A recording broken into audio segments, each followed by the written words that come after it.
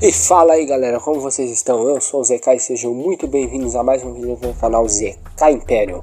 Bom, vocês já pararam para se perguntar quem seriam os atuais reis ou imperadores de alguns países que já foram monarquias? Se a sua resposta for não, então fiquem aí no vídeo, pois no vídeo de hoje vou falar justamente sobre isso. Então já deixa o seu like e também se inscrevam aí no canal. E também ative o sininho de notificações para não perder nada.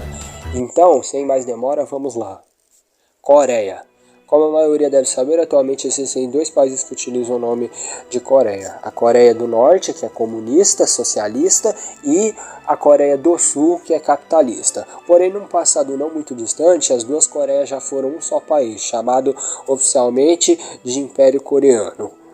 Bom, esse império ele surgiu em outubro de 1897 com a declaração feita pelo rei Gojong. Como podem ver aí, a bandeira era essa, que inclusive é bem parecido com a bandeira da atual Coreia do Sul. Bem, o rei Gojong ele reinou oficialmente até 21 de janeiro de 1907, quando seu filho o príncipe Sunjong assumiu o trono, se tornando o segundo imperador do país. Porém, o reinado dele não duraria muito, já que em 29 de agosto de 1910 o país foi oficialmente anexado ao Império Japonês. Já atualmente, caso a Coreia se tornasse novamente o único país e resolvesse adotar a monarquia como sua forma de governo, o atual imperador coreano seria o príncipe Yeon, que é chefe da casa imperial de Ui. Porém, também existe uma reivindicação por parte do tio dele, o príncipe Lee Seuk, que também afirma ser o príncipe legítimo com direitos ao trono.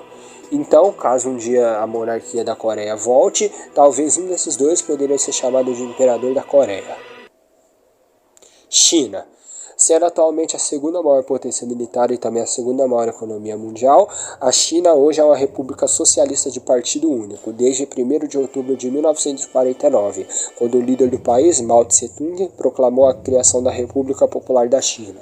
Porém, durante quase toda a sua história milenar, o país foi governado por diversos imperadores de mais de 19 dinastias diferentes, sendo a última delas a dinastia Qing, que governou o país de 1644 até 1912, quando ocorreu a Revolução Xinhai e a República foi estabelecida.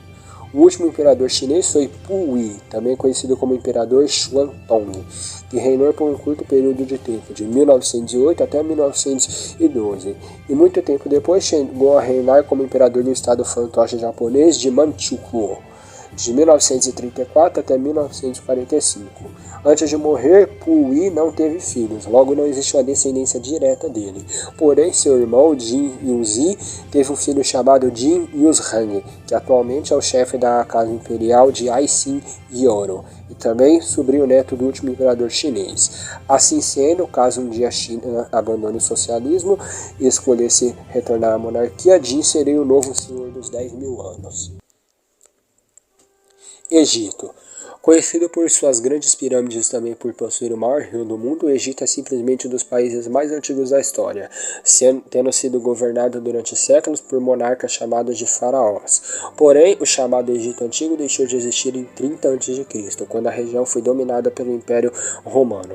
Após isso, o Egito foi dominado por diversos impérios, como o Bizantino, o Otomano e por fim o Britânico, que ocupou o país em 1882. Mas, 40 anos depois, o Reino Unido declarou a independência do país em 28 de fevereiro de 1922, estabelecendo assim o chamado Reino do Egito. Com a criação do novo estado, o sultão egípcio Fuad foi coroado, se tornando Fuad I, rei do Egito e do Sudão. E sim, nessa época o Sudão do Norte e o Sudão do Sul faziam parte do Egito, como podem ver aí no mapa.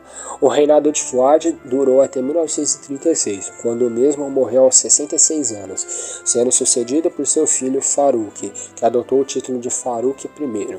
Seu reinado durou 16 anos, quando em 1952 ocorreu uma revolução comandada por oficiais do exército.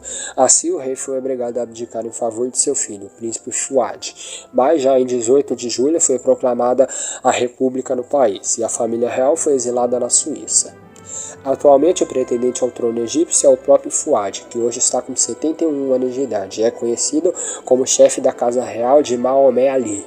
Caso o Egito volte à monarquia, ele poderia usar de maneira oficial o título de Fuad II do Egito. Líbia. Continuando na África, agora vamos falar sobre o país vizinho do Egito, a Líbia. O país atualmente é uma república unitária com um governo provisório, já que desde 2014 o país se encontra numa guerra civil. A região onde o país se localiza é tão antiga quanto a do Egito.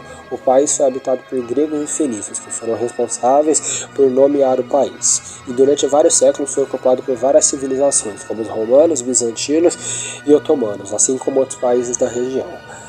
A partir de 1911 foi ocupado pela Itália, quando ocorreu a Guerra Ítalo-Turca. Porém, a independência só ocorreria em 24 de dezembro de 1951, quando foi estabelecido o Reino da Líbia. Já em 1952, a Assembleia da ONU reconheceu a independência da Líbia, e o líder religioso Said Idris Senussi foi coroado, adotando o nome de Idris I. Porém, infelizmente, seu reinado só teria 18 anos de duração, pois já em 1969 ele viria a ser deposto por um golpe feito por um grupo de oficiais do exército, comandados pelo futuro ditador Muammar Gaddafi. Assim era proclamada a república no país, assim dando início também à era Gaddafi. Já o ex-rei viria a falecer em 25 de maio de 1983, em Cairo, no Egito. Atualmente o chefe da Casa Real de Senussi é o príncipe Mohammed El Senussi, que é sobrinho neto do rei Idris. Ele é um forte apoiador do movimento pelo retorno da legitimidade constitucional, que prega a volta da monarquia. Assim, caso um dia isso ocorra, ele seria o mais novo rei da Líbia. E agora, por fim, vamos falar da Alemanha. Localizada na região da Europa Central, a Alemanha hoje é uma república parlamentarista, sendo um dos países mais ricos do continente. Porém, se voltássemos no tempo mais ou menos entre o fim do século XIX e início do século XX, encontraríamos o país sob uma monarquia constitucional parlamentarista. Assim era quando existia o Império Alemão. Esse império surgiu durante o contexto da Guerra Franco-Prussiana, travada entre o Segundo Império Francês e a chamada Confederação Alemã do Norte, que se tratava de uma união surgida em 1867, formada entre pequenos estados germânicos existentes na região. A união foi comandada pelo nobre diplomata Otto von Bismarck. A influência francesa sobre os Estados do Sul era o principal empecilho para a unificação, então isso acabou sendo o principal gatilho para o início da guerra, o que ocorreu em 19 de julho de 1870. Após o início do conflito, a guerra foi rolando solta, até que em 1º de janeiro de 1871, os Estados do Sul, com exceção da Áustria, se uniram à Confederação. Assim foi criada uma Constituição que mudou o nome da Confederação para Império Alemão, e também tornou o rei da Prússia, o Guilherme I, o primeiro Kaiser alemão. Já o Bismarck se manteve no governo do país como chanceler. A guerra teve seu fim em 10 de maio de 1871, quando foi assinado o Tratado de Frankfurt.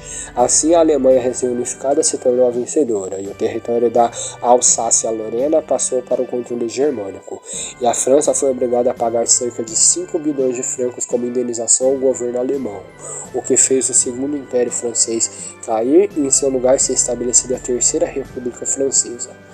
Já a Alemanha, nos anos após o fim da guerra, continuou investindo em seu crescimento econômico, fazendo com que o país rapidamente se tornasse uma potência econômica e militar, sendo um dos países mais industrializados da Europa. Porém, tudo iria mudar com o início da Primeira Guerra Mundial. Esse conflito global teve seu início em 28 de julho de 1914, quando o arquiduque Francisco Ferdinando foi assassinado por um nacionalista sérvio. Já no dia seguinte, a Áustria-Hungria declarou guerra à Sérvia, e no dia 30, a Rússia fez o mesmo, em defesa dos sérvios. Já a Alemanha entrou na guerra só em 1º de agosto. Assim, o conflito seguiu ocorrendo, tendo a participação da Tríplice Aliança, composta por Alemanha, Áustria-Hungria e o Império Otomano, e a Tríplice Entente, composta por Reino Unido, França e Rússia. A guerra só veio acabar em 1918, quando os países da Aliança foram derrotados, e no ano seguinte, em 1919, foi assinado o Tratado de Versalhes, que pôs fim à guerra, oficialmente. Como consequência, a Alemanha acabou sendo culpada por tudo que havia ocorrido. Sendo assim, o Kaiser Guilherme II foi obrigado a abdicar do trono, pondo fim à monarquia. E para piorar, o país teve que pagar uma alta indenização que o arrastaria para a pior crise econômica de sua história, além de abrir caminho para o surgimento de uma nova ideologia, que em pouco mais de uma década seria responsável por um número muito maior de mortes do que na Primeira Guerra. Assim foi o fim do Primeiro Império Alemão. Atualmente, o herdeiro ao trono germânico é o príncipe George Frederick, que desde 1994 é o chefe da Casa Imperial de Hohenzollern, tendo assumido o posto após a morte de seu avô. Caso um dia o trono alemão seja restaurado, George será o novo Kaiser, podendo ser chamado de George I, ou então, caso optasse por homenagear seu tetra-avô paterno, poderia ser chamado de Frederick IV. Então é isso, galera. Gostaram de saber quem seriam os monarcas de alguns desses países? Deixem aí no comentário do vídeo sugestões para as próximas partes. Então, eu vou ficando por aqui. Deixe o seu like, também se inscreva no canal e ative o sininho de notificações. Então, fiquem com Deus, falou e tchau!